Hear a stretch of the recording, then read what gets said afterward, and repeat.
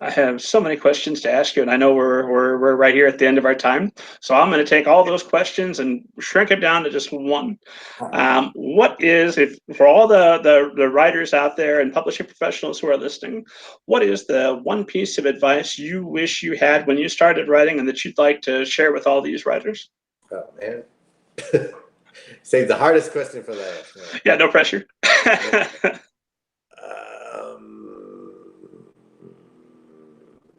I don't know. I guess I would say that the most important thing is in writing. The most important skill to hone is self-reflection. I think that's kind of behind everything, whether it's career or craft or promotion or anything else. You have to have the power to be self-reflective. Ultimately, that comes, I think, to bear it down even further, is that you have to learn how to listen. Self-reflection means you're listening to yourself, but ultimately, listening is the one and only most important skill of a writer. Well, listening and being able to put that, onto the page on some way that makes sense, obviously. But it starts with listening. You have to listen to other people to learn how to write other people. You have to listen to the world and the different gears that are turning in order to get those correctly on the page. And then you have to listen to yourself, and you have to understand, when are you close to burnout? When are you pushing your boundaries in a way that's not healthy for you? When are you writing something that doesn't feel authentic to the story you're trying to tell? All those things are questions that require you to be able to be self-reflective, outside of your ego, outside of your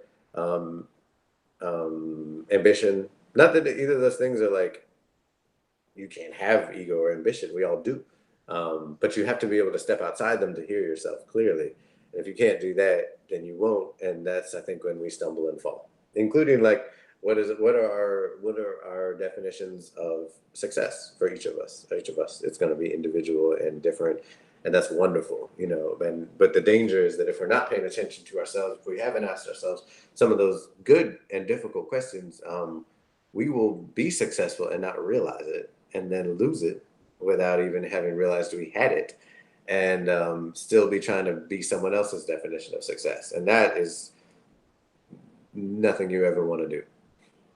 So ultimately, I think we listen to ourselves and find your path and walk it. There's a great there's a poet, Antonio Machado, who said, "Caminante no hay camino, se hace el camino al andar," which means, walker, there is no path, you make the path by walking it.